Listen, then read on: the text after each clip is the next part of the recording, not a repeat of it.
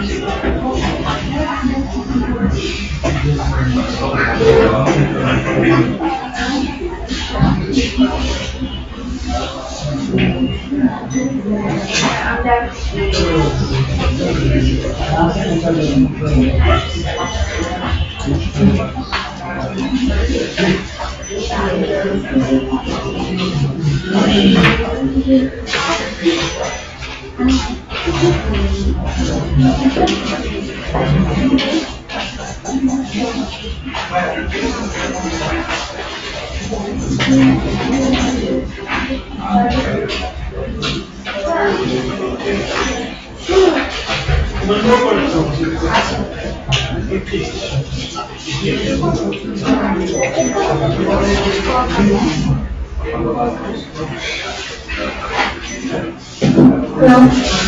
Good evening, ladies and gentlemen. Welcome to Daily Our Time Poetry Writing Session. This is the second time in 2 months that we're organizing this auspicious event, and we have been able to do this only because of wonderful poets like you. The aim is to create a platform and bring the poems of aspiring poets to light. Today, we have some distinguished guests among us who will be sharing their poems with us. The poets who will be reading are Abdul, Tushar, Sadia, Quamrul Hassan, Tarannum Sattar, Namira, Nayeemul, and Nayeemul. I'll be inviting Quamrul Hassan, Mr. Quamrul Hassan, to the podium to introduce himself and recite his poem. Thank you. Before that, I should introduce Mr. Quamrul Hassan to you. Quamrul Hassan is a poet, journalist, and sports writer based in Dhaka. A former student of Government High School and an ex-cadet of Federal Cadet College. He studied English at the University of Dhaka. After stints at the Daily Star, Daily Sun, and New Age, he is now working for Guatemala as a senior staff editor. A member of the performance poetry group, Unstable Poets, backed by the British Council, Quamrul is also the founder of Haiku Society of Bangladesh. Haiku is the second book of haiku, which follows Spring Moon, published in 2011. Thank you. Mr. Quamrul Hassan, I would like to invite you to the podium. To start your poem. Thank you.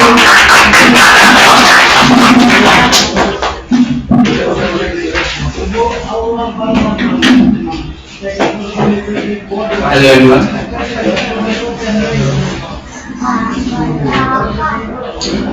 Where is Abdul?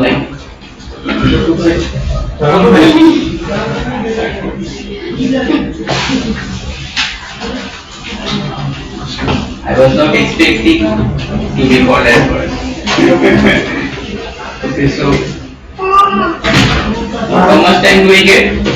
15 to 20 minutes. What will you guys want to hear? Haiku or other poems? We want you to start with haiku.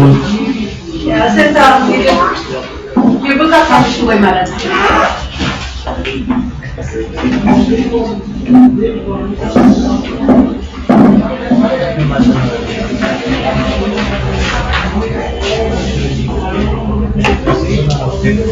And how many more? Your way, sir. In my book there are 100. So I don't want to bore you guys with all those 100.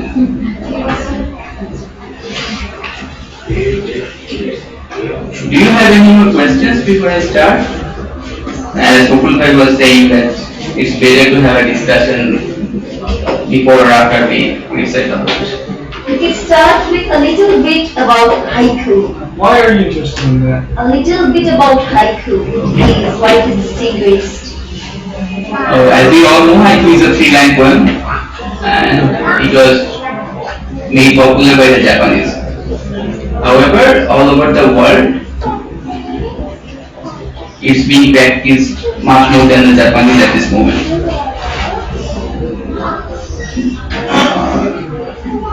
In Japanese haiku, the rules are a little difficult In 3 lines, you have to have 17 syllables. The first line was supposed to have 5 syllables, the second line was supposed to have 7 syllables, and the third one was supposed to have 5 syllables. However, syllable is a single unit, right? In Japanese, they have a single unit named mora. 17 mora in Japanese is not equal to 70 syllables in English. So that's why modern poets all over the world have deviated from that 70 syllable rule, and they are practicing a pre-format one, where you do not necessarily need to conform to the 70 syllable rule. In Bangladesh, we have we have some misconceptions about haiku. I have met people who think that anything in 3 lines is haiku. I have met people who think that haiku has to have 17 syllables, and anything other than that fails as a haiku. And some of the very respected figures also share this opinion. However, when I started writing haiku, I was also misled. I thought that it has to have 17 syllables and nothing else will qualify it as a haiku. It was probably 2004. The new unit was nearby in the market. So probably you all know this distinguished figure. Her name is Professor Nuruzzaman. So she was the literary editor of New Age then. So the editor, Abdul Haque, he has died. Abdul Haque, he said that we should organize a poetry contest so that people get to know about New Age. So Nia ma'am said that if we organize a poetry contest, so I will be down with thousands of entries and all written in free format, and that will really piss me off. So she thought of throwing a challenge. So she decided to organize a haiku contest. So one day while walking through the corridor of my department, I found out that a notice was hanging on the wall. So he said that if you want to get published in the New Age, to take part in this contest and just throw your entries. So I was only in first year then. I have a very, what should I say? I have a tendency of trying anything and everything that comes my way. Be it writing haiku, be it trying making a short film, and whatnot. So I decided to give it a try and wrote something and sent it to the New Age. And after probably 2 weeks, I found out that they had published my haiku, and they published 10. And for a second year student, it was really a surprise that 10, among that 10, 6 were my teachers. So the Japanese ambassador, he invited all of us to a dinner at his place, and that was the first time I tried writing haiku. However, the first haiku that was published in the New Age was a paid one, and I realized about this after 4 years. Why do you call it paid? I'm coming to that.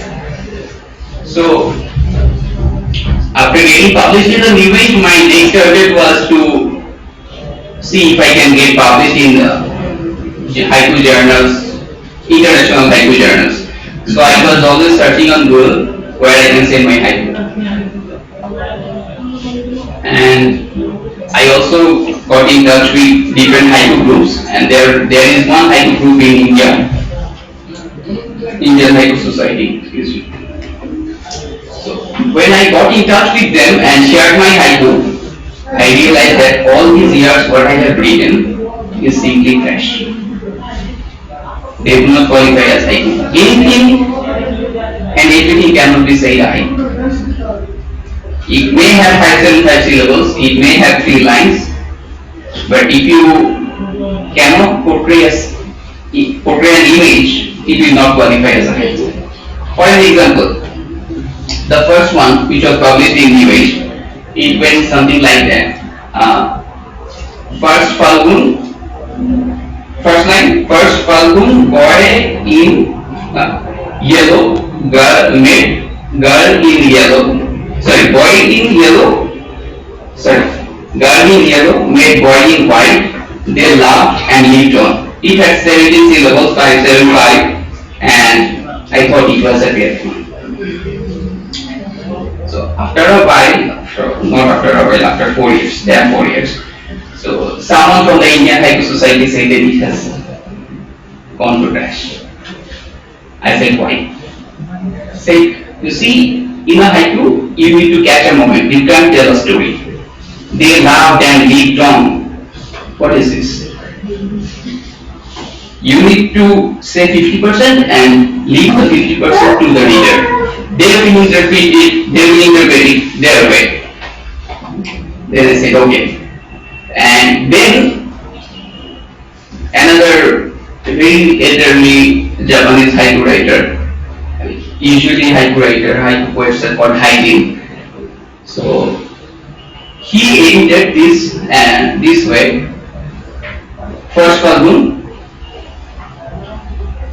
a girl in yellow, a boy in white. You see, he tells the whole story. You don't need to explain. Do you agree? Okay. So, when I started getting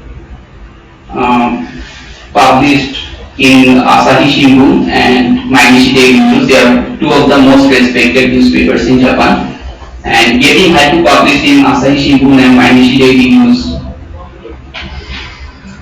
did earn me a little fame. And Indian Haiku Society was organizing a haiku festival in 2008, and they sent me an invitation to go over there. By the way, did I say the same story in the last meeting? I don't think so. So, I think that festival changed my life. You see, the haiku festival was organized during full moon. It was up in the hills. There was an ashram. You can check it up on Google. Sri Ravi Shankarji's ashram. And full moon up in the hills, ashram. Any poet is bound to write there. So during the festivals, the participants were asked to paint 2 or 3 haiku most probably, and it was known that from all those entries, 10 will be voted as the best of this festival.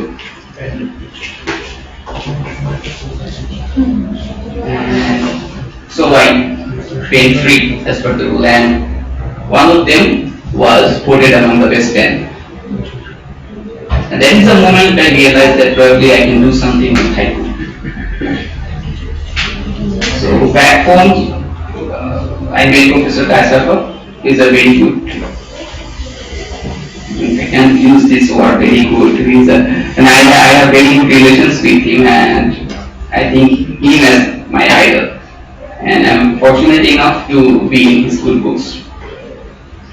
So one day I was walking through the corridor and suddenly he called me up and said, listen, why don't you bring up a collection of your haiku? I said, sir, who will take them? He said, you just bring them together, I will see. I said, okay sir, let me see if I have enough. That was probably 2009 or 2008. So before every book fair, I think that okay, this is the time I will bring out a book, this is the time I will bring out a book, but in the end it doesn't come to reality. In 2011,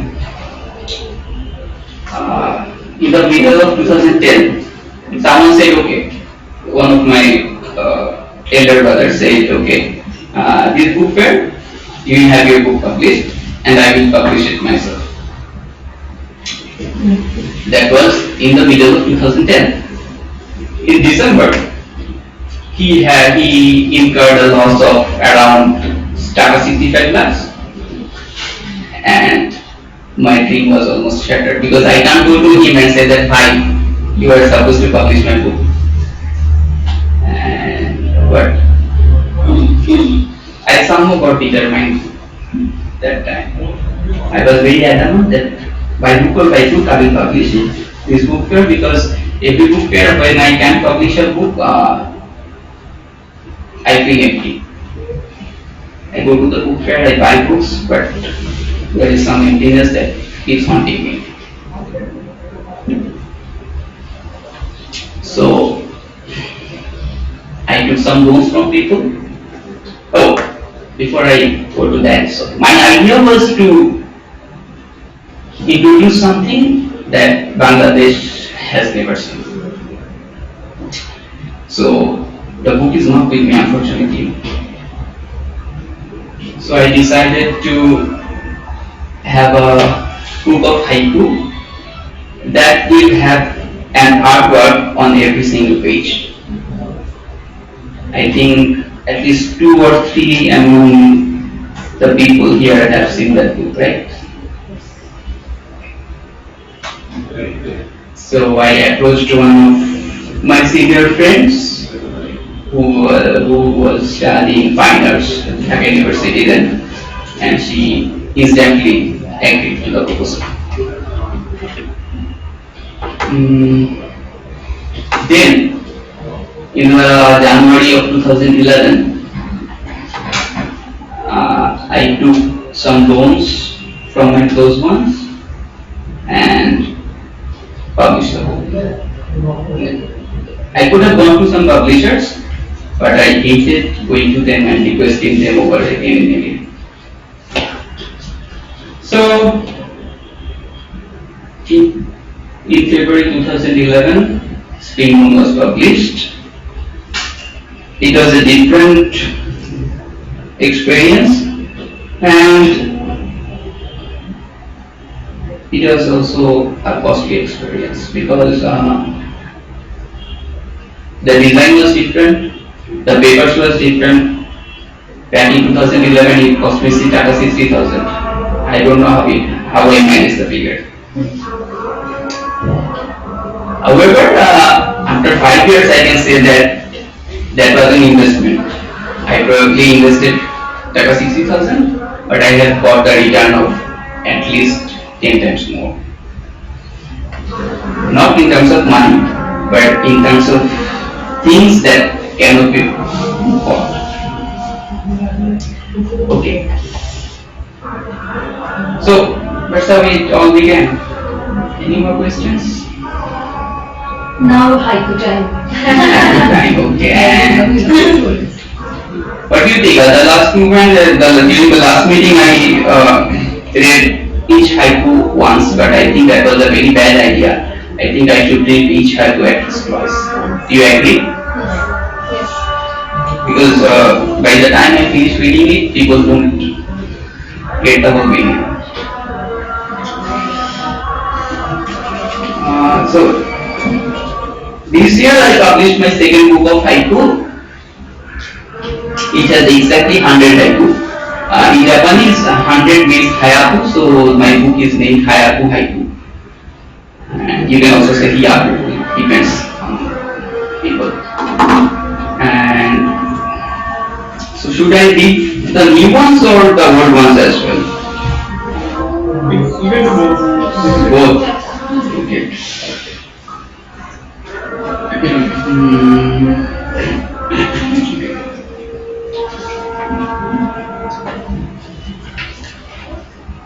First touch, helping her cross the road. First touch, helping her cross the road.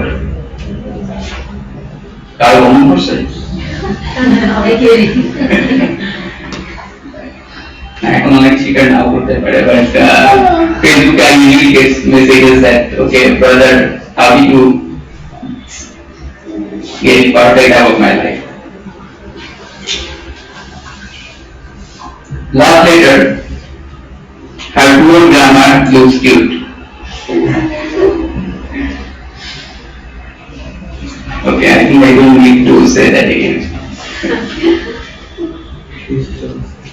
Okay, this one, it recently was very praised in a haiku contest. His parrot still says, I love you, Stella.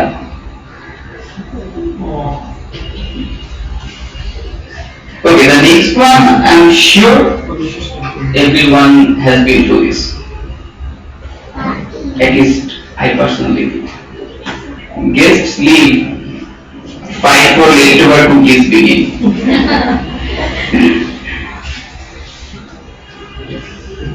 Okay. Boomerang. The spy now dates his wife. Really interesting.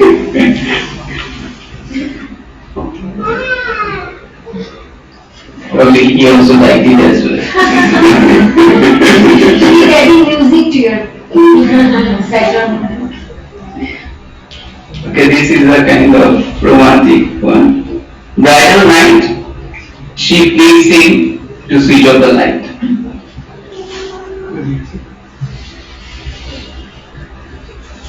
Okay. His hand still trembles, texting his ex.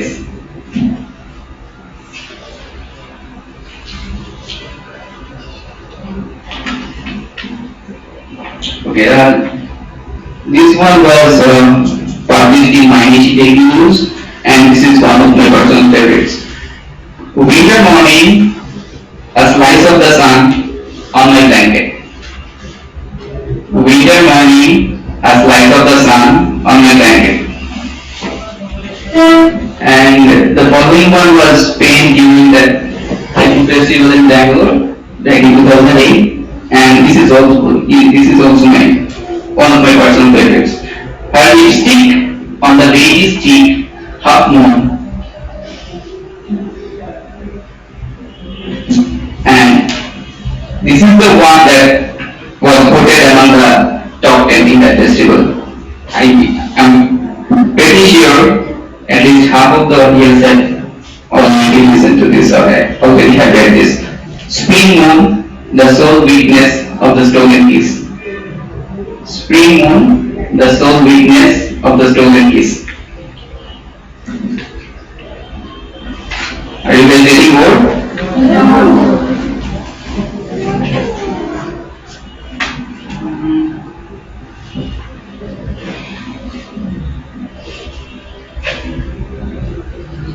Okay. This is one of my most popular haiku, I think. When I have received a number of messages saying that they have experienced this in their personal life. First hug, he does not know where to raise his hands. First hug, he doesn't know where to raise his hands.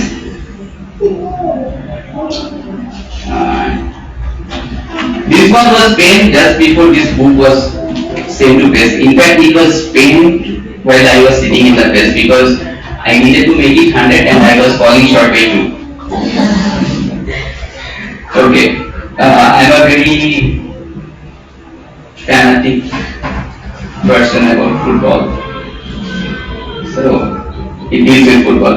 Missed penalty, how a hero turns villain.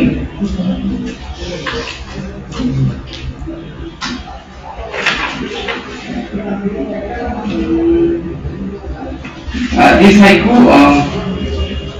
it was won an award in 2013. The contest was organized by the Italian Haiku Association. Content cell, through the small window, cherry petals. Content cell, through the small window, cherry petals. First day of spring, I of the blankets.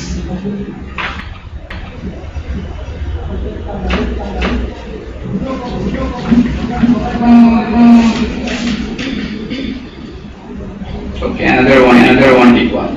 Bridal night, her cheeks turn red, hearing his footsteps.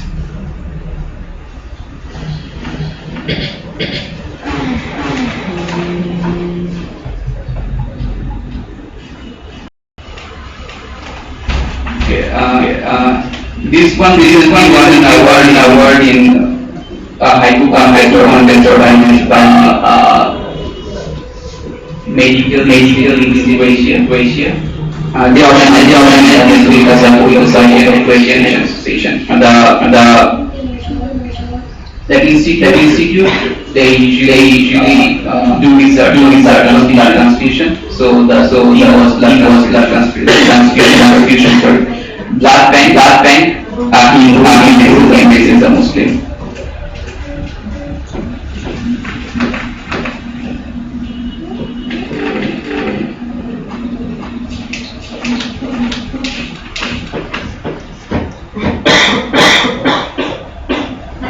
I think this is one of the ones that appears on Facebook mostly. Minor earthquake. The atheist saying, "Oh my God." Okay. I'll call it with the last one. First kiss out of the elevator. It's gonna appear.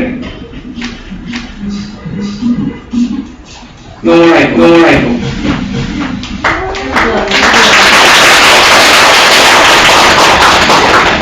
So I have two more poems. One is a sonnet, and the other is a short one. But the sonnet, I think I read the previous meeting. Where did it once again? Sure, give a lot of So I will read it in the last.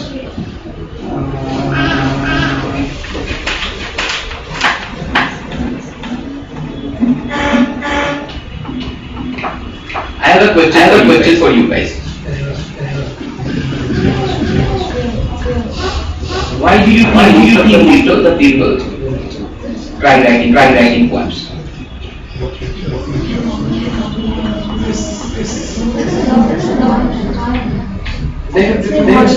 And at the same time, these people saying that they Bangladesh commission. One. We are very emotional.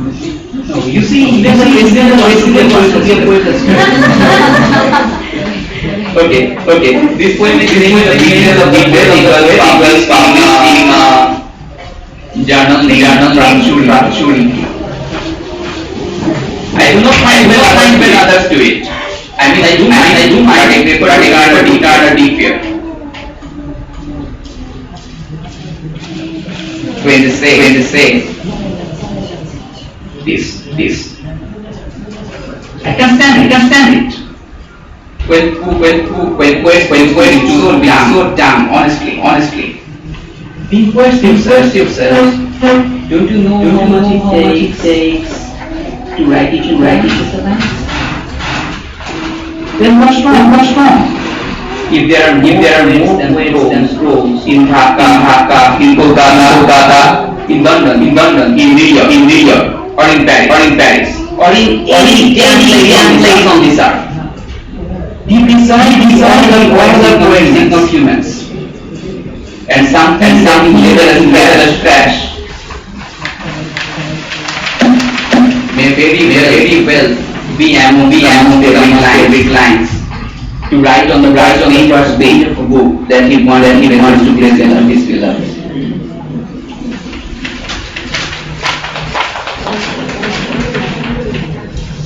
So this is the last one, and one of my favorites. Dejection, a sonnet published in the Daily Star. I will laugh at my friend. If you laugh at me, I will not utter a word. This new letter say, congratulations on the award. I throw my weight in the plastic bag. And if you want the paint, you buy and with the pen. But until the day you belong to and show me and not something of food, I will keep singing that song, no matter if I'm poor at school.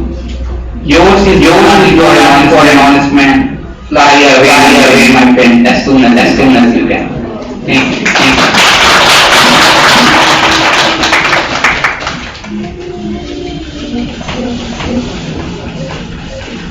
That was a wonderful journey session.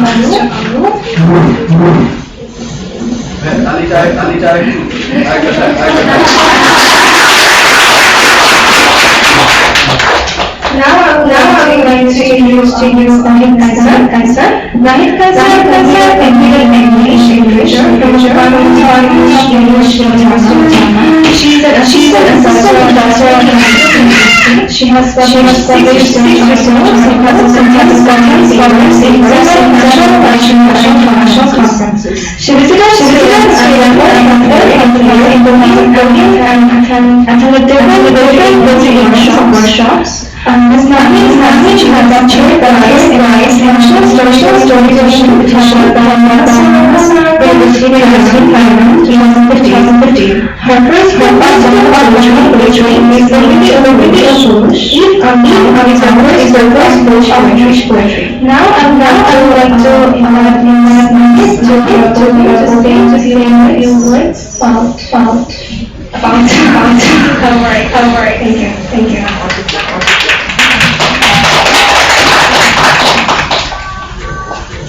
No worry.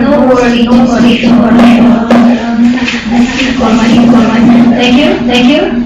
Can you hear me now? Thank you, Christine. Thank you, audience. Okay. It's one to be here because you don't want to listen to the poetry. You want to know more about the poet and the actually each poem comes on. Of course, a moment to poem. That's my belief. So I'm talking about my unbound now. As we are here for English. I mean, writing about how long, but I've been writing for years, like 4 or 5 years. Especially my experience as a woman, which I could not write in body, forced me to write in English. Trust me, I was forced to write in English because what I wanted to say. Our language, sorry to say, I didn't have the fun for that. Perhaps I'm boring. That's why I didn't find my language appropriate, my expression as I as poetry.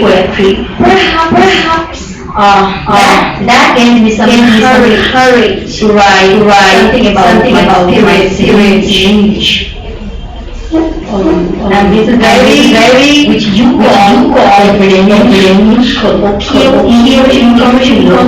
English, and when I read the poem, you will find that if I read 3 poems, you need not to look in a dictionary. That's where I feel that I want to take read my poem. That's healing. Okay. So, unbound consists of 5 phases of I experienced when I was an Iba. So I wrote some Evanescence before independence. Then I was a maiden. As long as I was a maiden, I wrote some experience. Then I got married, and I didn't know more. At the third stage, and then I became a mother. And you see my experience from here. That I found as a background to my poetry. She gives me here. And after becoming mother too, experiences. Now I think I'm on a stage where I consider myself a woman. So I joined up into politics and already for 60. Then I became after 60. Now after 36. So allow me one poem from each phase. But there are phases where one poem actually give you a particular picture from any of the phases. For example, my innocence. Favorite means the most oppressed. Most being insistent. Bangladesh is a girl's. When you can't say anything, you just hear with them. Start exactly down, steady, poem. Poem, right to read. I want to add book is published by the Poetry Society of India. This library and it was published on Sarak Festival 2016. I'm just yesterday after attending that festival and loved that poems. They nervous because of the variety of topics and the Indian perhaps you also like them. So I'm starting with confidence. Anything wrong? And true is there anything wrong with me? Good dresses of with me. I'm just in the standard. Surprise. On my 11th birthday, fun. Then I can say, only mother has tears in her eyes to cry. These days takes me an experience cool and tells me baby to play good. Feel pain, but in rest. Idiot, taking rest. Hush. Mother, underwear. Added salwar, beer. What's wrong, mother? Or anything wrong with me? It may be bloody, where my fancy, I see. Thank you. A second from my innocence. Curious, consumption. How can you catch? Right. Sharing the eggs, brother, love the yellow ever. She was happy with one. Privilege was for the father, or the friend, mother to the same. He liked without pain. She can her life different ways, cup of tea. Should be done. She should do the bone as a consequence. Anna, her hard and was consumed by the bomb. Let now should be forever. I scream, I cry, shiver. Now I would break from my maiden stage to take all the maiden. Only don't music for it. What a maiden I was. It is perhaps my mother and me talking, and you can understand it. Don't shout like men. I want to cry. Don't walk like men. I want to fly. Girls shouldn't contradict. For the I girls should harm you. I will fight. Be a beast of my child. Like a pen, I erect. Be a bitch. Why? Why do you think? I'll speak straight. I'll never take them to a Mariko's house and shine like the sun and be in a house. This is what they dreams of. What happens when it's bad? I'm sorry to say, everybody describe this words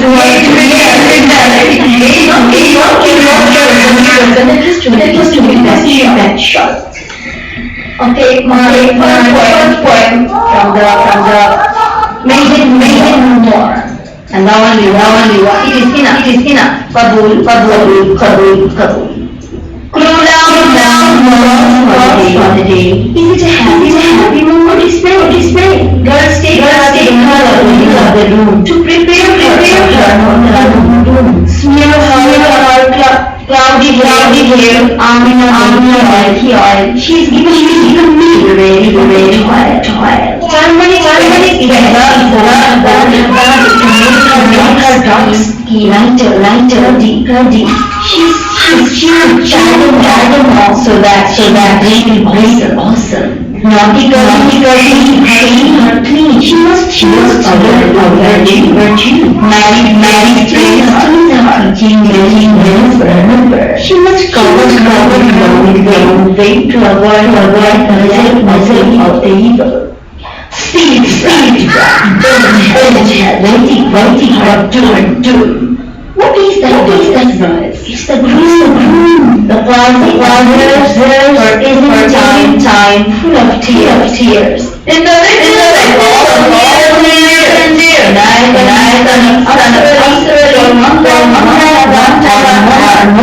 6 for your hand and married. You love your daughter?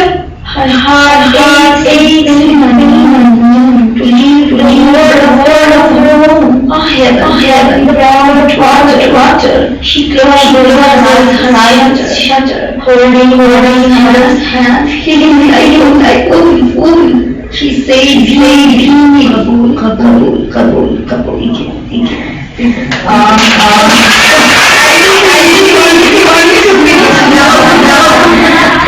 And now the mother's state. You can read it. But I will love to read from this stage. Definitely. Okay. First is turning 30. I without question reply a male poet who read a poem about 30 that makes the woman, out of days, life making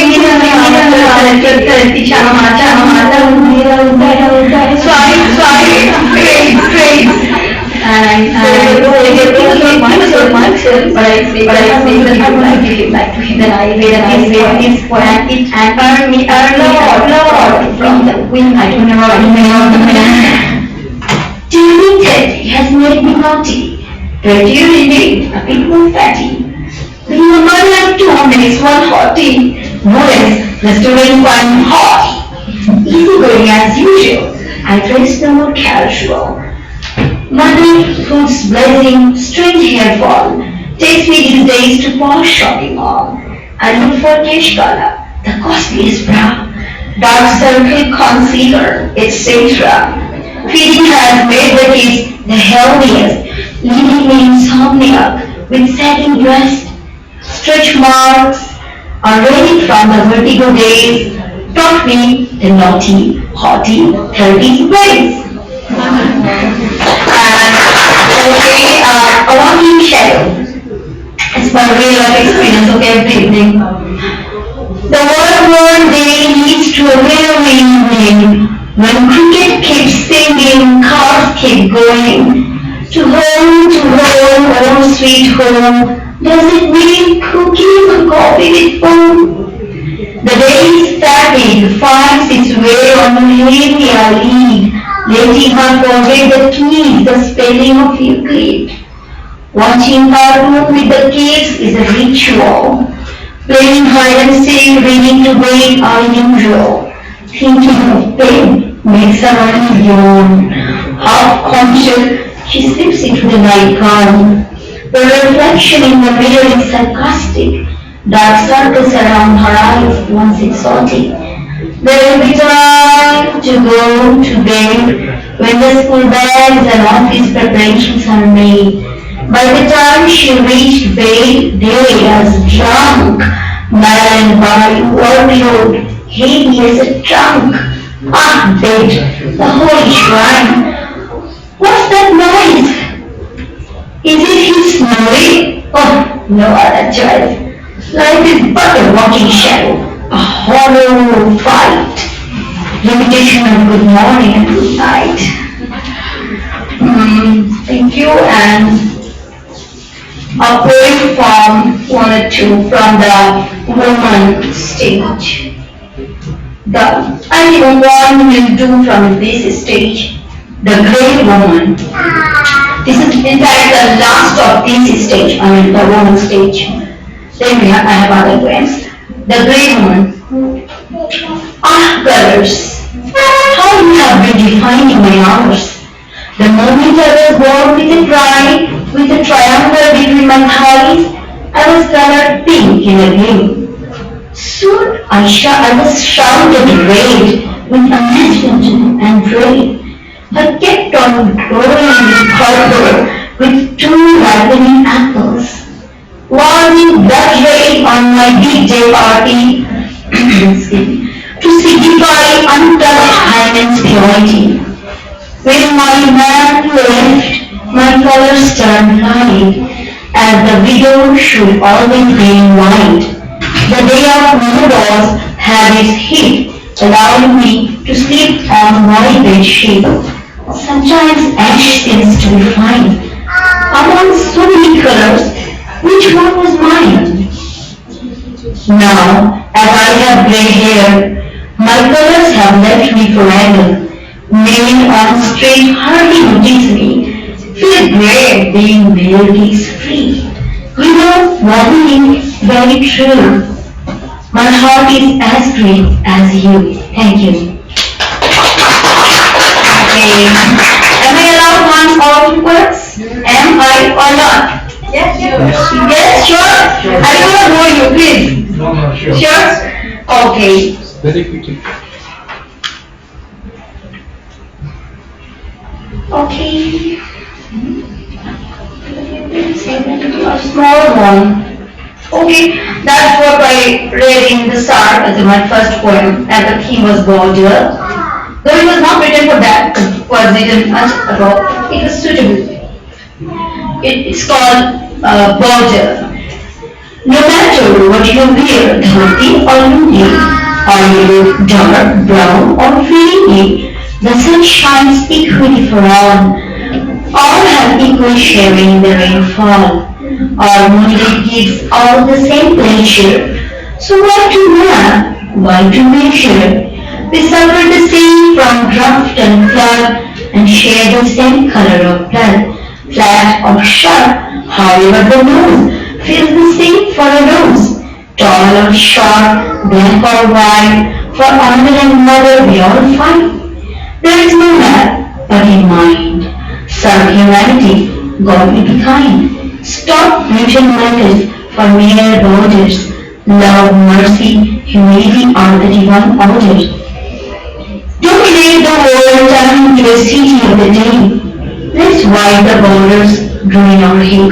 Thank you. And thank you for giving me the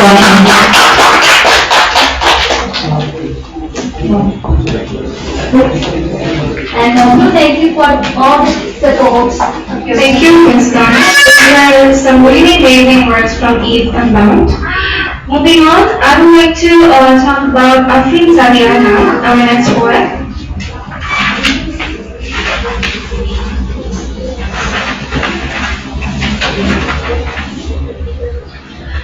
Afrin Sadia is a student of Dhaka University doing her MA in English Literature. Her initial schooling was done in Darjeeling and she studied there for 8 years. She has been interested in English literature since her school days. Poetry has always amused her and she took to writing at a very early age. She wrote her first poem in class 6 as a token of gift for her teacher. Presently, she writes on issues mainly dealing with feminism. She says that is her poet. She has been planning to publish a book of her own in the coming year. I would like to present Ms. Sania to the stage. Thank you.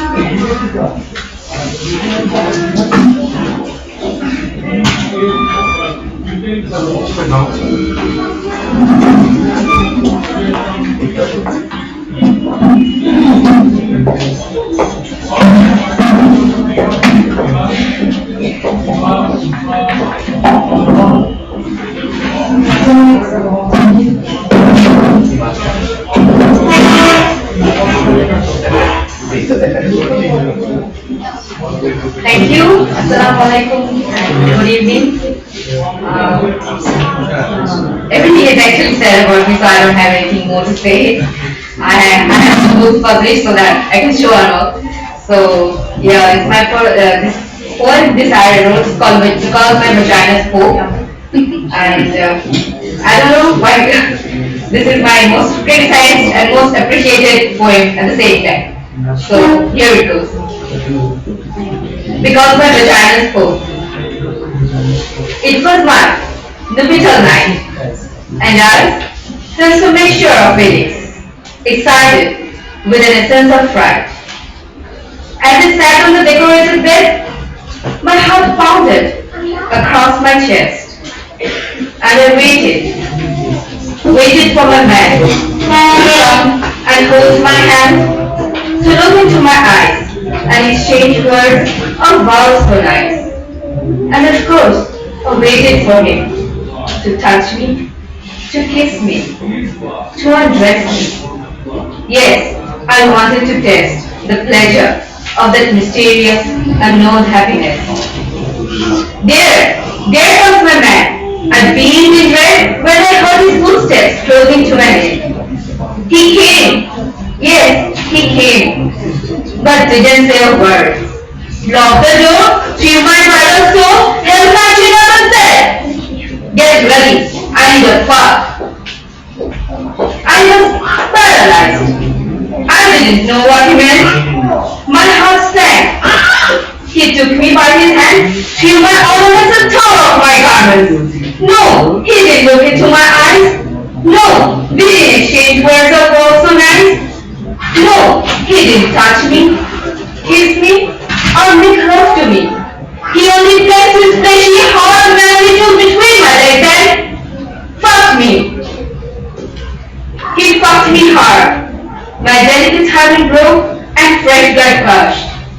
I cried in pain and shrieked in pain and begged him to remove that painful cane.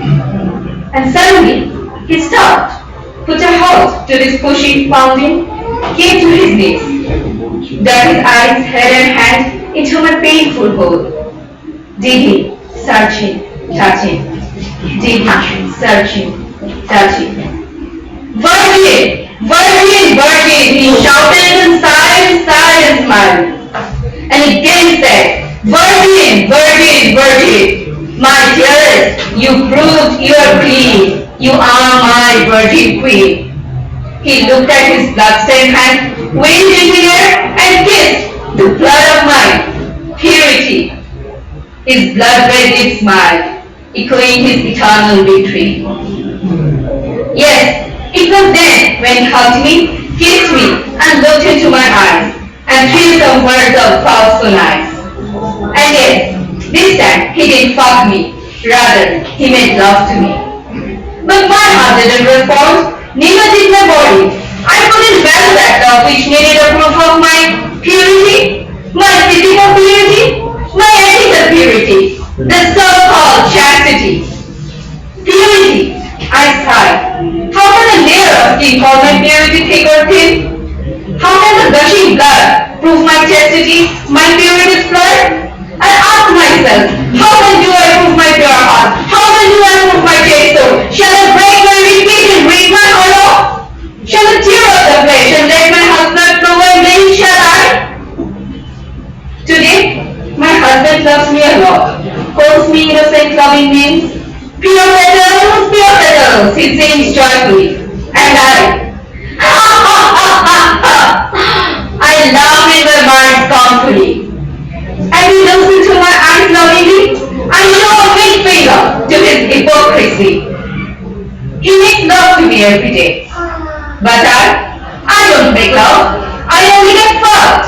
My body, my heart, and my soul denies to play that loving voice role. I lay there upon my bed, hard, strong, lifeless. I detest that man soulless. I call that man shameless. Yes, I hate my husband. I hate that rogue who chose to love me only because my vagina spoke. Thank you. This is Shall I read others? Yes, please.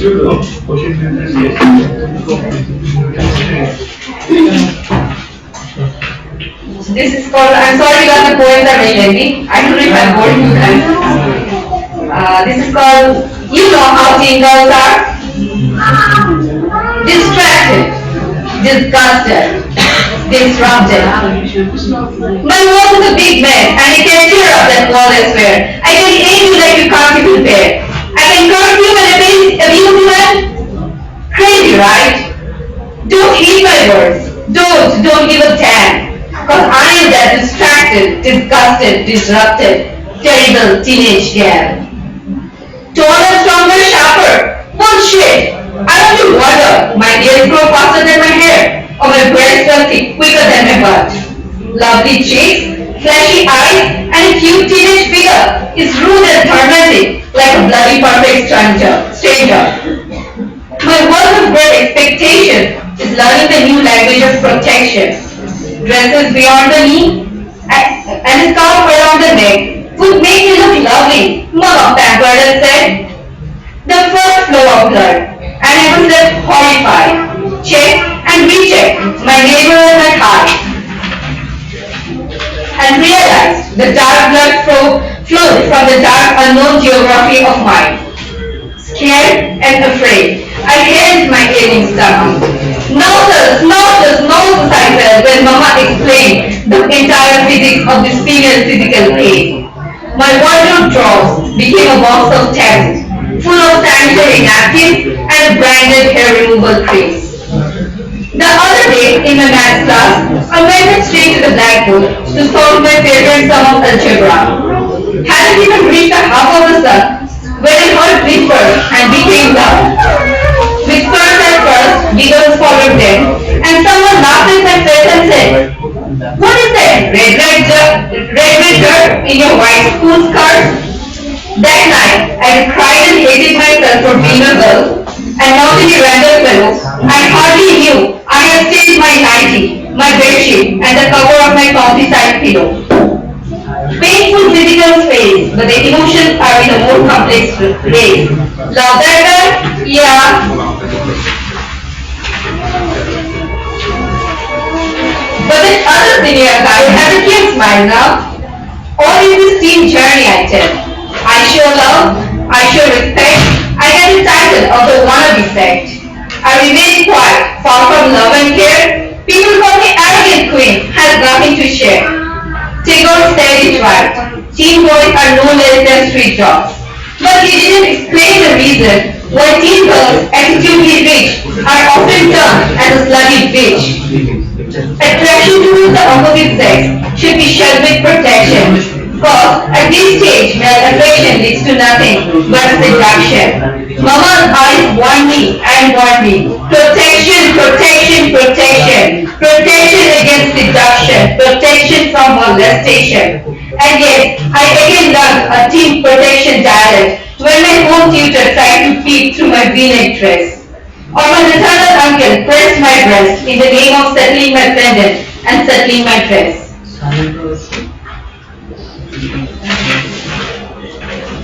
This teen journey is crazy, man. And you don't really have any idea until you are a citizen of this teen girl's land. Perfect, confused, stubborn is she. Yet she has all the love stored in her eyes you can see. She is not the troublemaker. She is not the attention seeker. She is her. She is you. She is me. Yet while talking about these pretty souls, people don't see deep. People don't see far. They only categorize them typically and say, you know how these girls are? Sorry about the length. That's interesting. I will take some more. We can write pages on that. Can I read another one?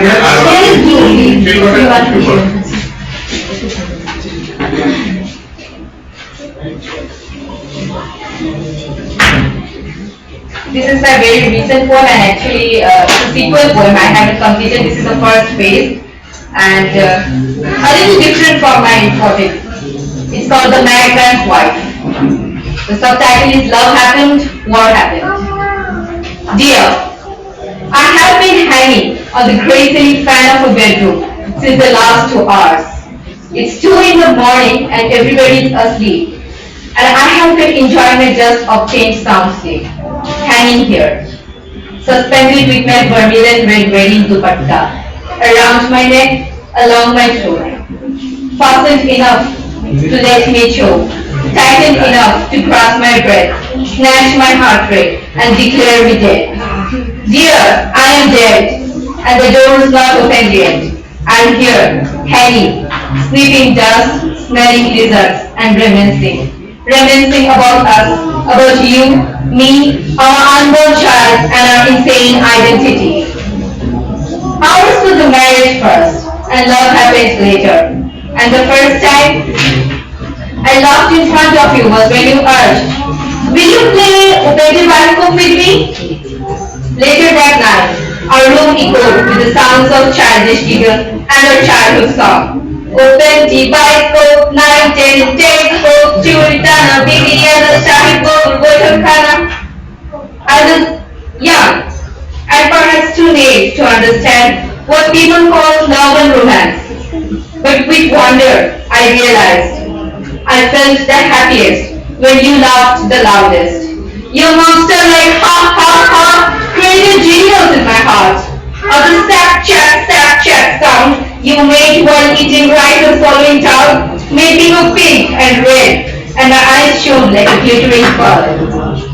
Dear, when did love happen? Was it then when you took me to the famous Goni Brothers studio to print a black and white couple photo? And as per the photographer's demand, I smiled. You looked at me, frowned, placed your index finger on my right cheek, yelled and exclaimed, oh heavens, you got a finger on your cheek. In reply, I only smiled, making the pitch go deeper, deep. Dear, when did love happen? Was it then when you pleaded to take me on a bicycle ride on a half moonlit night? Or when you made the most humorous melody design on the palms of my hands? We played Ludo on rainy afternoons. And each month on the 5th, you brought home my favorite Bakonia jilabis. Did love happen then? Or on Salma's marriage, when you helped me wear my katam sari, since it was very heavy? Did love peep out here from the folds of my katam, when you meticulously settled the folds, one by one? I don't know, dear. I don't know when love happened. But the first time I felt I am the luckiest woman was when I cried over one of the unpredictable shouts at me. And you pulled me close, dragged me to your chest and consoled me by beautifully extracting Afi. Afi from Afri. You whispered into my ears like the sweetest mystics of a magician. Afri for the rest of the world. Afi, Afi, Afi for me. Love happened then, love happened there, I guess. Love dwelled and dominated within our closed doors, and I forgot the rest of the world until one day you didn't home. It was late. It was the 5th. I waited for you. I waited for the hot jilabis. None came, none knocked. Neither a messenger nor a letter. And I looked around for an emotional shelter. It was 9 at night when I ran to Kashif Bhai's wife. Dreaded I was, and dismayed too, and on seeing her into her arms myself I drew. She asked me nothing, and with a robotic, only gripped me tighter, and with a robotic repetition, repeated, Shafiq won't die, he will bring victory. Shafiq won't die, he will bring victory. That night I slept on your side of the bed. Reasons engulfed me, and I found answers to each of your attitude, to each of your query. The other night, I found you crying like a motherless child. You explained me as a nightmare bride. That afternoon, you made me vow to live happy and sound even if you were not around. The day before you left, you embraced the half-knitted sweater, counting each knitted chamber which I had been knitting since the last 2 months, and I thought it was a mere love class. And the night before you left, that last night, you made love to me with so much love, as it was our first time and even our last. Heavens, now I know why. You denied to bless me with your love secretions. You didn't want to fulfill our parenthood expectations. You gambled with life and death, and thought it inhuman to make a child to build the land with the most probable dead tag. And the day you left, you demanded a white bread chicken curry. Maybe you assumed it to be your last proper meal and our last together meal. You left. You had to leave. Love happened here, in us, between us. Outside, it was devastating. Outside, it was destructive. Outside, it was war. Outside, it was 1971. Outside, it was a dying country. Outside, it was a crying country. Outside, it was hoping for all Shafiqs to leave their wives and save their country. Outside, Shafiqs were expected to bring back victory. Love happened here, within my closed doors. War happens there, behind my closed doors. Love happened, war happened. That's the end to this very long poem.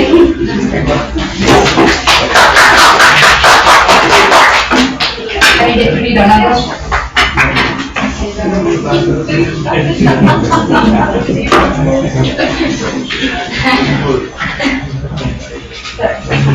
This is the last poem I'll be reading today. I know it was a very lengthy poem, so I apologize. It's called Not a Marriage Material. Yes, I sleep, I eat, and I try. And during my monthly periods, I hit my stomach and even cry. But I yell, I shout, and I talk a little loud. And in tough times, that's my personality's altitude. Yeah, I got an attitude. I got a voice loud. And if that's what makes me less serene, I don't even care. I don't even, because I choose to dare. I choose to be me. I choose to be real. And I don't even give a fuck if that makes me less venerable. And you people choose to call me not a marriage material. Yes, I wear tops and I love my pair of denim jeans. And I prefer there to a decent salwar kameez. I fail to understand the Sarak language and to choose the sneakers, the jump and the race over a booty-shaped red stiletto race. For me, a tomboy and a girl devoid of cord measure my femininity with your timidity. But I will still give a damn as I choose to be me. The non-unreal. And I don't give a fuck if that makes me unsuitable and if people choose to call me not marriage material. The cooking competition began back in college and I stood like a dumbass among my friends' food exhibition.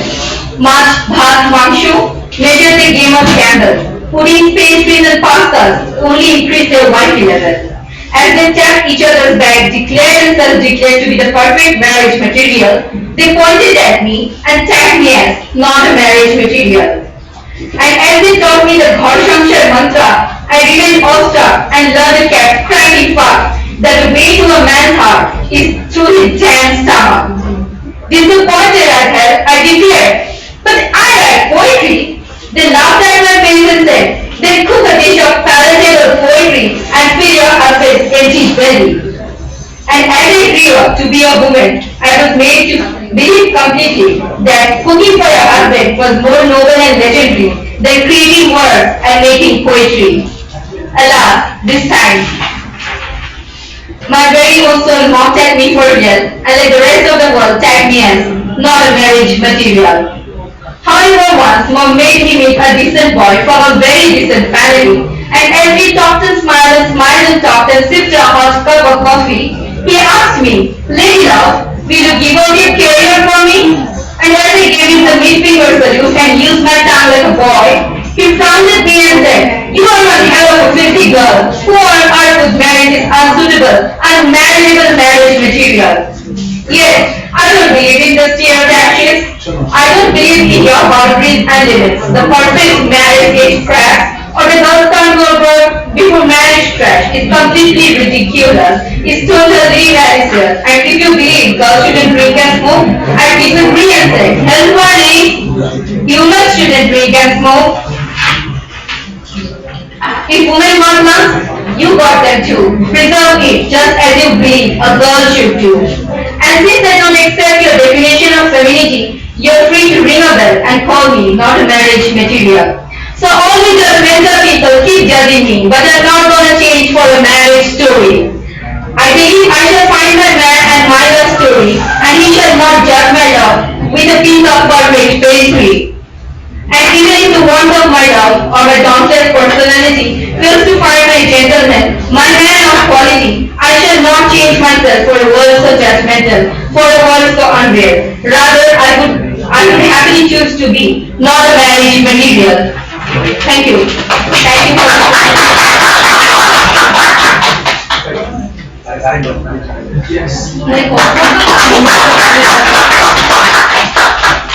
Now take some food. You have lost so much energy. Yes.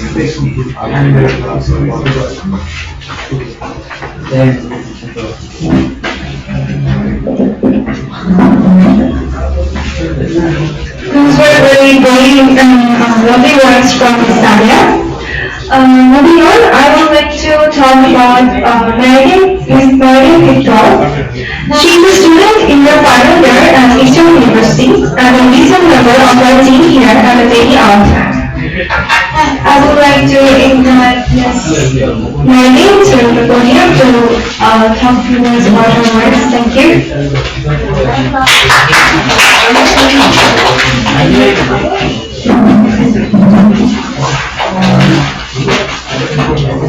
Seems like there's only short girls in the house today. So yeah, we gotta bear with it. I started writing poetry a long time ago actually, when I was in school. Out of no particular reason, it's just because I wanted to be just like it. It began with practicing of writing lyrics, and from there it moved on to poetry somehow. So yeah, that's the story behind it. And I try to write on social topics more than what I began with, the romantic ones. So my first poem actually deals with the social issue of child labor, child molestation. The story behind this is I worked in an NGO for a couple of years of Radio Bangladesh, and over there you get to see a lot of these kids and study their case histories, where the children are sold by their families into different kinds of work. So it's called A Journey Through Niceness. Hush, little baby, don't you cry. Daddy's having fun. Mommy's going to die. Daddy has a funny look. He kisses mommy with one word, hook. He whispers to mommy and slits her throat. The wound is colorful, very strong to see. I wish I could awake from this horrible dream. I whimper and start to cry. Why did mommy just die? Now daddy looks at me and I turn away. Now my petal, let daddy have his way. I freeze at those words. Dark figures surround him, blocking out the sun. Hush now, my darling, it's only a bit of fun. I creep into bed, knees curled up around my head. Sleep tight, my darling, soon we'll take you on a trip. I lose daddy in the suffocating cloud.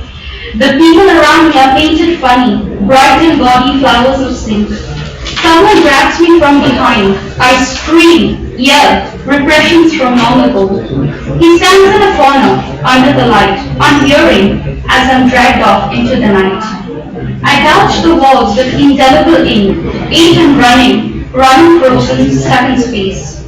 He enters the room, coat in hand, mucky boots sponged in mud. He's as nervous as I am, twisting nicotine-stained fingers in a bunch. His eyes gape out into the world of me. Verbal bile spews from his bulging lips. Sick twisted words, embellished I wrote later. Sweet, sweet lilac rose, come to me on bended knees, so that I may know your sweet, sixth scent. Come to me in subjugation, eyes lower to your heaven, hand enclosing my being. Your sweet lab buds, your virgin armor, does excite me so. Sweet, sweet like that rose, never disappointing, not now, not before. He didn't need to catch me, I gave myself away. I know how I need to live, I know I'm here to stay. So yeah, that was the first one. The second one stems from a rather religious issue. I have this friend in Dhaka University who's from the liberal arts department, and she is a very free girl, very bubbly. And all of a sudden, one day we met up at TSC, and then she's wearing this hijab. And I'm Christian, not Sikh. I'm Jewish, not Amish. The world is many facades, one side being religion. Where does humanity sit in all this? Is fear of the void an excuse for cowardice? Where do we get to lift our heads, raise our voices, and yell out at the system that creates the machines of the world? Does the time come in life when we stand on our own 2 feet, devoid of a tail and little vertebrae, taking all accounts into the consciousness, and then break loose of the restraints? The shackles that bind the weak and weary are not for us. They bind the corrupt. They entrap the criminals. They sneak around the desperate. They are not for us. We stand alone. We stand for all that is wise. We release the rock with the fury of 1,000 depths. We claw, we scream. We part the impossible into tiny fractions of inconspicuous dust. For dust thou art, and unto dust thou shalt return. The depths of which you sink in your rise to the heavens is the depth to which you will be snatched after your deeds are counted for. Pie for pie, crown for crown, and eye for an eye. All will be balanced in the end. So, do we wait patiently? Patience is the bylaw of greed. The more you wait, the more you want. It escalates into a wanton despair, till you can no longer stand the surge of the current, pulling you down under into the swelling depths of the bracken-encrusted mines that once was yours to begin with. Yeah. Thank you. Didn't you miss Mom's music? Because she was taking food. That's a big part of it. Those were some really lovely words from Miss Nayeemul. Now, I would like to talk about our next poet, Honorable Namira Habib. Honorable is a student of Dhaka.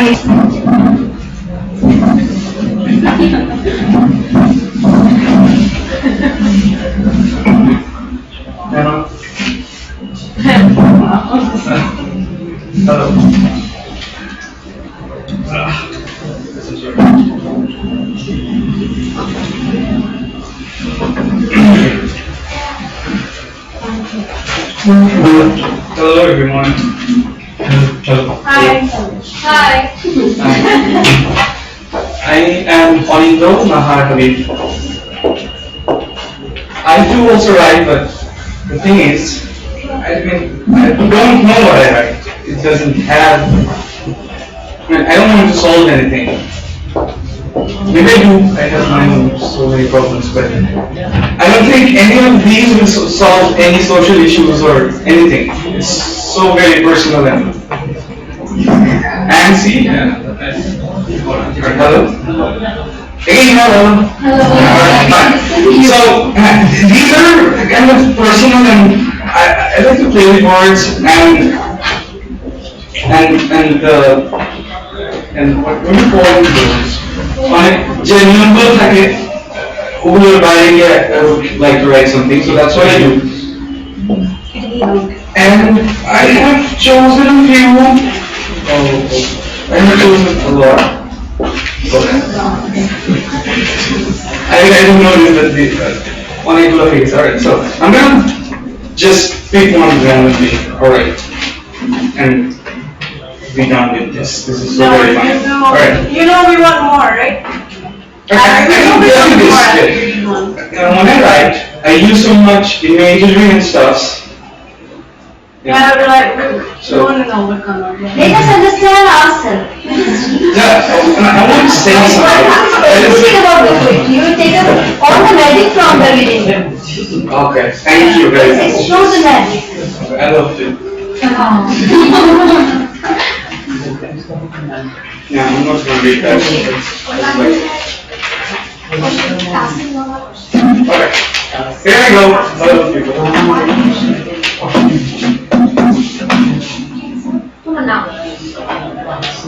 I'm not into that. Yes, not your Honey, will you love me forever and be with me? For so many moments, I don't know what to say to you. Oh, you keep looking so mesmerizing. The light from your eyes echoes in my soul. Sucks all the blood. Hungry vamp, you. I lose all my breaths and die. I say, after years of silence, and in the brightest of video journalism. This universe, you see, my dear dove, this whole world and eternity is actually a humongous pot of tea. Yes, tea, dear, tea. We all are now circling as the spoon steered us real hard. Someday we will stop, slow, and some hungry lips and slippery tongues will have taken control. You know that, right? Tea don't rule the world, nor is it the center of the world. We are a mere bowl of tea. We will be poured into fancy cups, eventually be drank. Forever in conclusion, you never will make love to. Love is, on the other hand, is like sugar. It will be there, you just won't see. If you do get a glimpse of that, you're a whore. No one, let me tell you, sweetheart, no one is allowed to see, touch, smell love. As it is the lip and the tongue that will one night swallow you, and you will only scream. For you too have loved with me, for I also have suffered. We are wounded and alone, you are a hypocritical bitch. You hide in your solitude, in those tears which you make me drink. Now will you please come closer and kiss me hard? I miss you, you see. That is one of my... I have this one. I have this very... I like this music band. They're called Explosions in the Sky. And they call themselves post-rock bands. And they make instrumental music and they sell and they tell stories with only music and no words. So, and all of their music tracks have great name. What? Oh, alright. They're fixing the camera. It's changing the tape, sorry. Do I look pretty? Yeah. Always. So this thing, I have taken many of the music tracks name and put them in a port, what I feel and stuff. So this is actually my favorite, even though it's kind of long. Still, I like this one.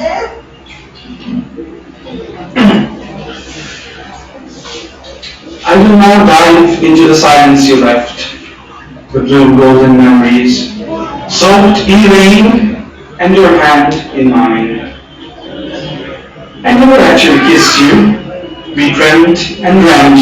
Then one day, with tear-filled hearts, we saw everything shattered into pieces. Explosions in the sky. What do we go home to? Maybe we long for a postcard from 1952. Glittering blackness, and the only moment we were alone were the first breath of coma. 6 days at the bottom of the ocean, we wept. Oh, welcome, ghosts. Look, darling, look into the air, the birth and death of a day. My God, how are you so creepy? All the human qualities in your eyes. I cried tonight. I missed the tears. You took them away, you hate me, I cried. Missed the tears, nothing poured out of my eyes. Nothing dropped down my cheek. Emptiness howled and I asked, have you passed through the night? How I long for you, oh strange innocence.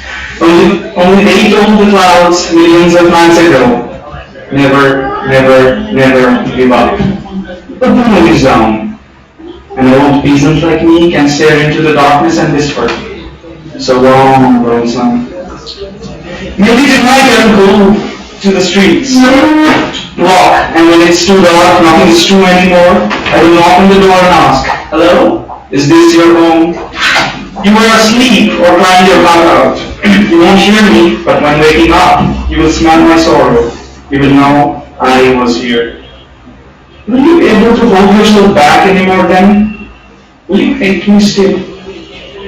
You will greet death, or me.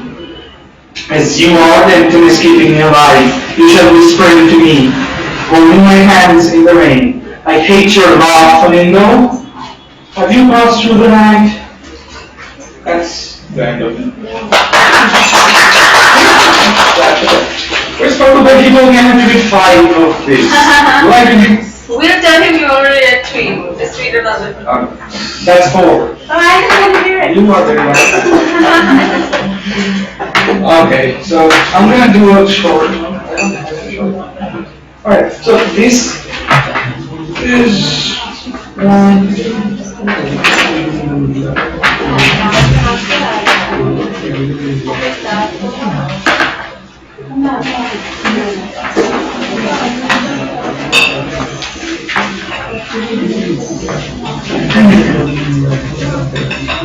So I'm gonna do another one, and she's gonna say it funny.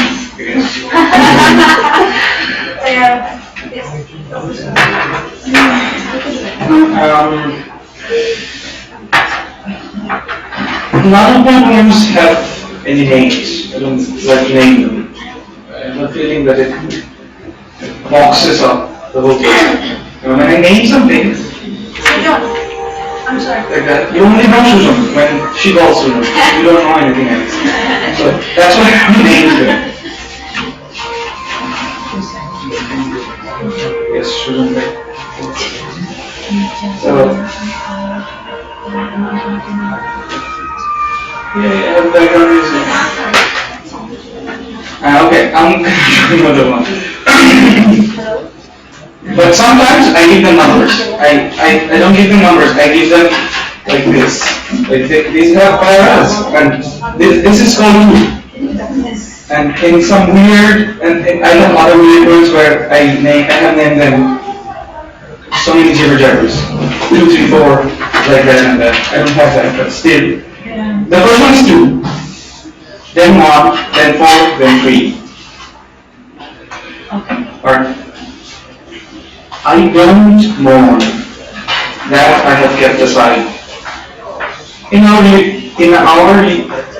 reincarnation, I will weep, as you will forget who I am, who you loved for all these years, who took the last moving breath out of you and kissed your necrophiliac lips. I don't mourn. Comes the part 1 then. Honey, are you awake yet? Hey dear, morning. Yes, I can see you. Did you sleep well last night? Did you cry? Oh, I slept marvelous. Made love to. Look, my pillows are all soaked. Darling, why are your hands trembling? I don't know. They want to kill you, sweetheart. I waited for that for so many nights. Part 4. You seem tired, my friend. Get some rest. Have some drinks, maybe. Have 8 shooting stars. Or do you want that thing there? Bottle and taste? That is the fragrance. That is the fragrance of a marinated orgasm. You can have that sword too. I heard you always wanted to stay in the sky too. Part 3. I love that sky, especially when it's roaring. Everything, everyone, everywhere is afraid but me. I will freeze the lights and decapitate for eternity. As I'm not sad, I don't know. I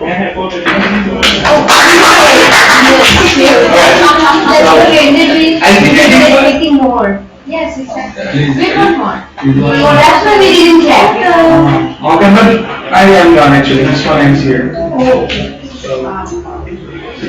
Then we can. Where is Sarah? She was supposed to say it. Okay, fine. Alright. So I'm gonna. Where's the host? What is happening? The movie I'm doing. Alright, I can do that. And now after that, Tara was supposed to choose my mom. This is some conspiracy. Everyone has gone into hiding. That's why you have to read the Bible. Exactly. Pass it. Yes. Or I can read one of yours. Mine? Yours or yours. Come on, give me one. I can do that. Any random one? Yeah. Okay. Okay. It's like that. Or Yeah. okay. I like this one. Midnight thunder. The baby stops crying, but she keeps singing.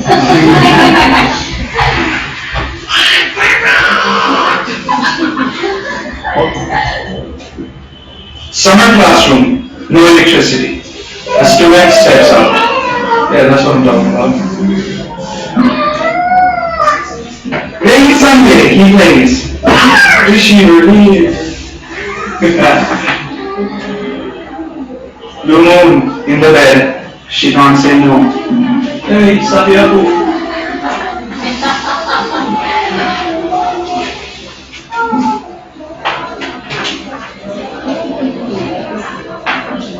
Scarecrow, the politician on the dais.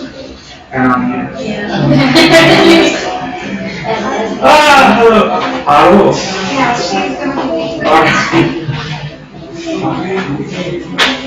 So, You have so many. alright, fine, I'm gonna read one more from mine.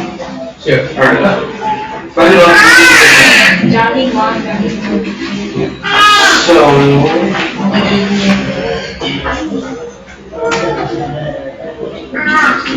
Sometimes I get really depressed and I write really dark stuff. And I try to keep those out. And I have very sexually explicit stuff. I also have kept those out.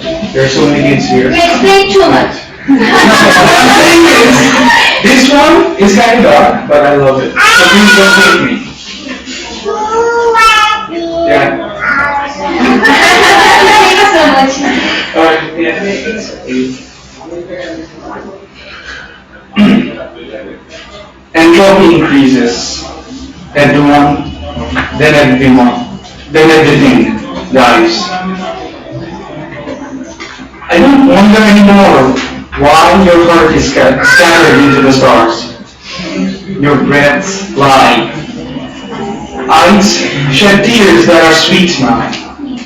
Oh, you marvelous act from the divine play, no longer roars into applause. The audience knows, you know, that you are an actor, living to kiss the heaven. Your breath far mates, and consequently, they are epic with blasphemies. All that we see, all that we did, all that we will ever know, I know will get lost. Your red will not run from my white. Your heart, your hand won't reach for mine. You and I will be covered in agony, along with a numb pleasure that will dive into the souls and slowly eat it away like it never existed. The smiles will decrease into gravestones. The hair will turn whiter as the sky darkens into time. Eternity is nothing. It is a lie and a truth paradoxically shackled. It never did exist, yet was true as your breasts murmur. Your love too is the daughter of infinity, sister to eternity and mother of a sad pair of eyes, child eventually. Swearing in me and the God that never existed, you will lie, and then stabbing me in the back with a cold sharp knife stolen from the darkness we all will succumb to, you will tell me, I never did love you, my Hydra. I never cared for your tears, my Sisyphus. I never wondered how your heart ached to fall with me in the sun, Eurypylus. I never loved you. Oh, you were the loneliest man to walk my sleeps. I never loved you. I never ever loved you, you howling cry of the ocean, I barely held your hand. After all, the stars will die, you know. And everything is a lie.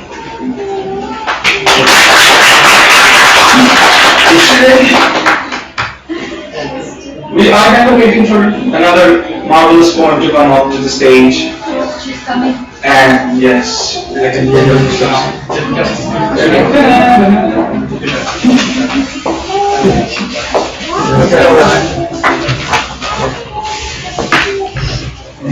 Okay, those were some amazing words from Mr. Arlo.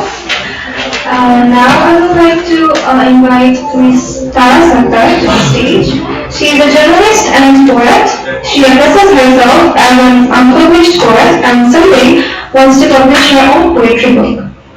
Ms. Sadeque, would you please come to the podium and talk about your works and take over?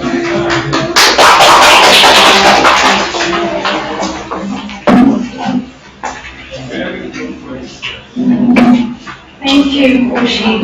You did a lovely job with me. Good evening, ladies and gentlemen. A warm greeting from Zara. I'm very thrilled to hear your poetry, and I'm almost challenged. I mean, I was actually giving it a second thought.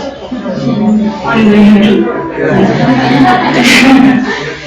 Okay, so like Marilyn here, my dear friend Marilyn said, when she was beginning to write poetry, she used to write about love poems. So in that context, I think I'm still a beginner. And after this evening, I'm even more sure I am a beginner. So I would, someday I want to publish my own book, and I would like all of you to support me a little bit. And you're also, criticism is also welcome, actually. Yeah. So I'll start with one that's called Parallel Universe. This has nothing to do with the name.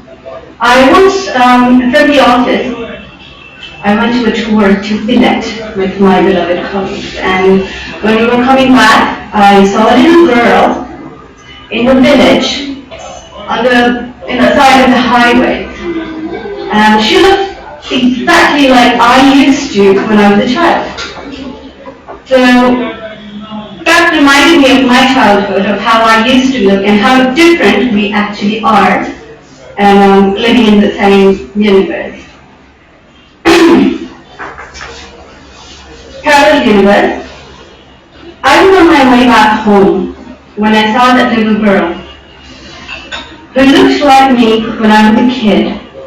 She probably even walked the same way I did. I don't know how she spoke though. Her dialect would be hard for me to follow. I saw her walking by in my shortest trip to her village that lasted for but just 18 seconds. She would never know that I saw her that day. My ego was too arrogant. She would never know that I saw her that day from the bulletproof windshield of my protected vehicle. My ego was too arrogant to lay a few steps with her. Yet how comfortable she was walking barefoot on her soil. I have never been that easy walking barefoot on my tiled floor.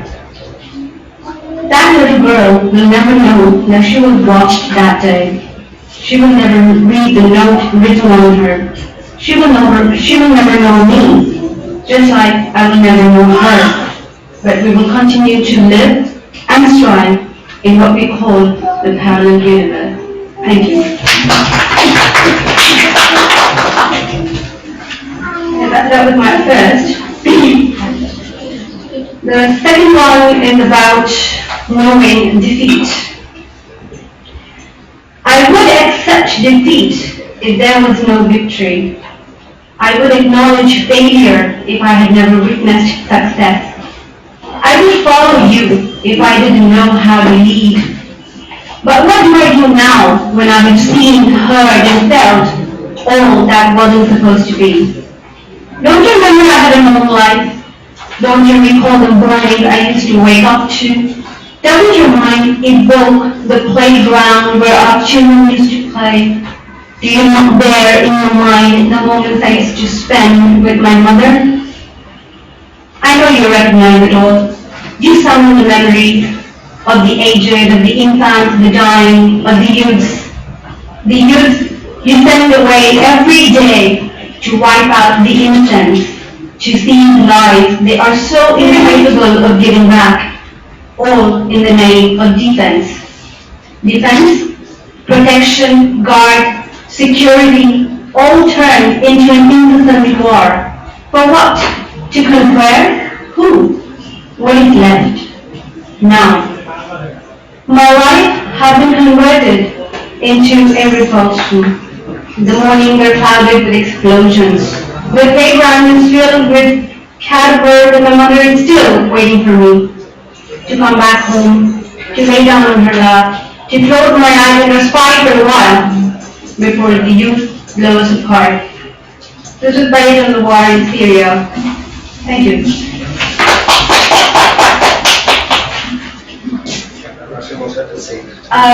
My third read is called Trapped.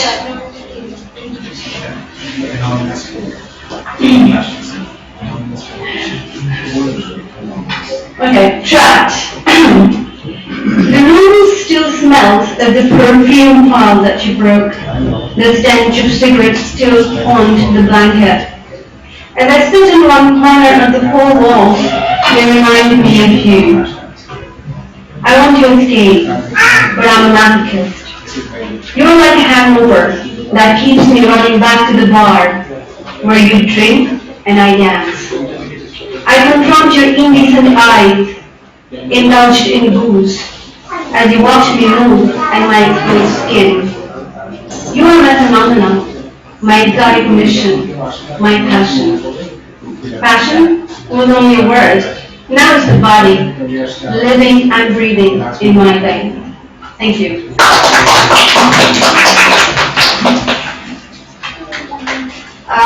This would be my last read. It's called Death Rain. It's about falling in love with a married man.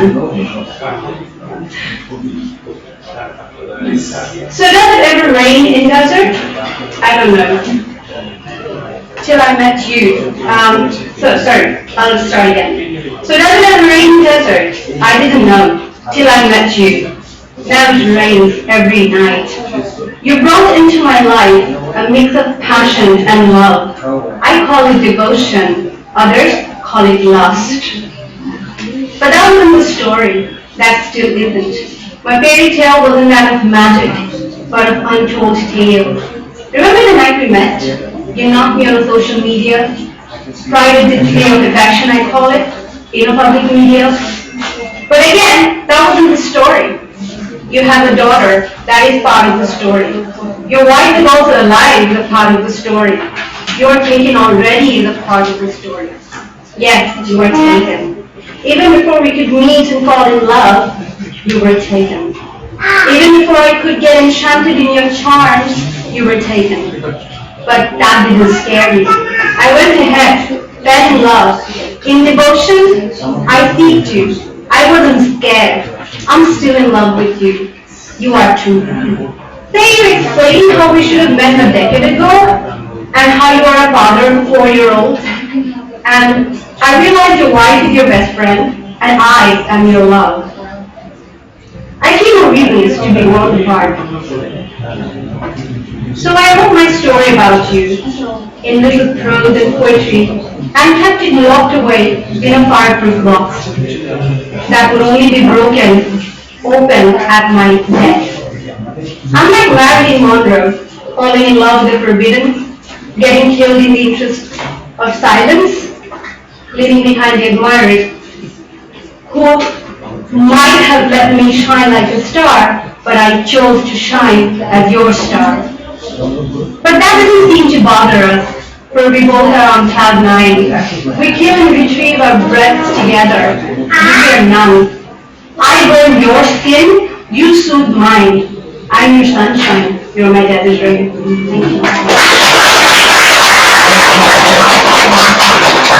Thank you.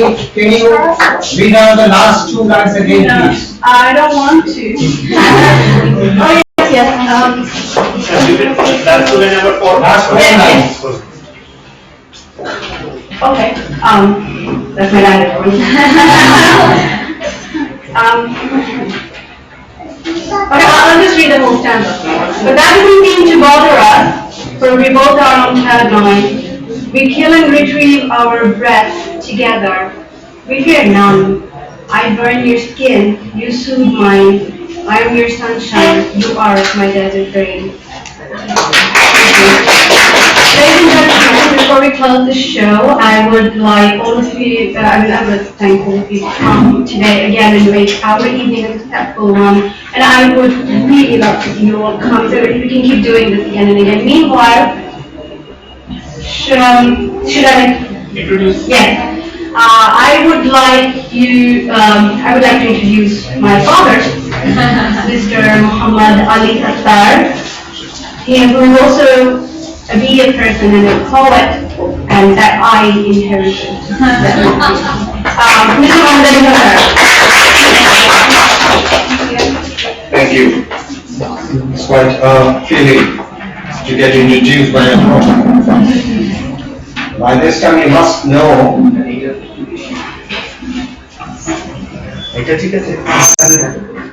that we are a family of poets actually. We don't call ourselves poets, we write poetry, so that's the best way to say. I'm going to recite a few. This is the first time that I got a chance to be here, in front of the microphone to recite something. And I'm very shaky for one thing. I've been doing this for the last 40 years or so, only 40 years. But I'm shaky particularly when my editor is here watching me.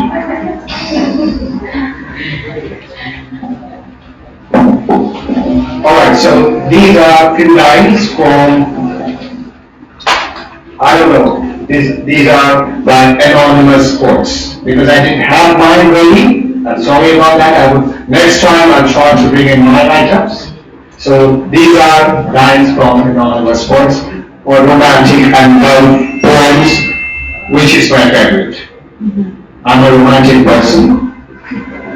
I love to discuss about love and romance, but in a decent way, of course. Alright, let me start. Your love moves through me, there's a tattoo. Your love moves through me in a beautiful way, filling in spaces and making me whole. It carries me through life's trials and troubles and deepens the joy and peace in my soul. Your love whispers to me in tender brown tones, with a voice of what's lasting and true, always telling my heart I'm where I belong, right here in love with you. That's it.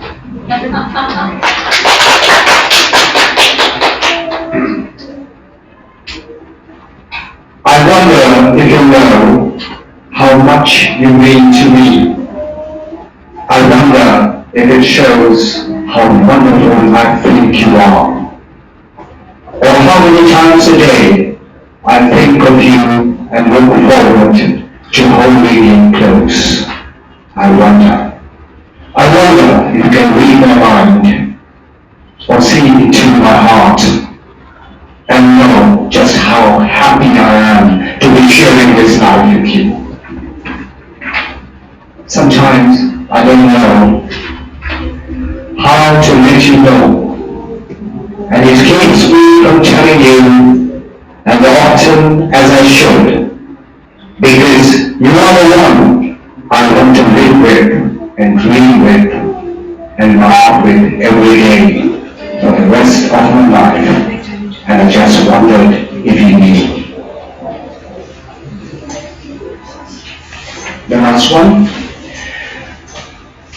I don't ever want to forget our first kiss, our last touch, or let a day go by without telling you how much you mean to me, how deeply I love you, and how much I need you I don't ever want you to doubt the way I feel or how much happier I am because of you. I love you. Thank you very much indeed. Any reactions? Later on, maybe. Thank you, thank you. Who are those anonymous squares? Well, I have no names here. Believe you, I have no names here. No, it's not me. It's not me. That's it. I'm clear. Close call.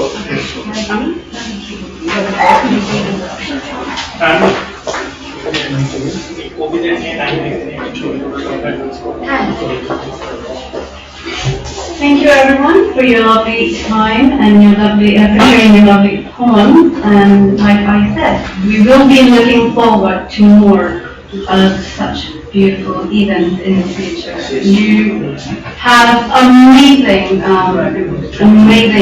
are amazing poets, really. I mean, I was amazed. And I gave it a second thought, like I said, I didn't want to read it.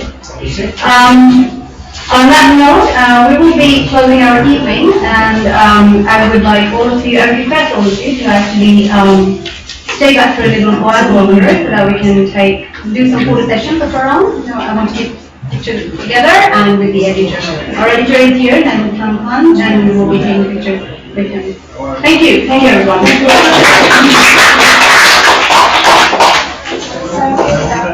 Sorry,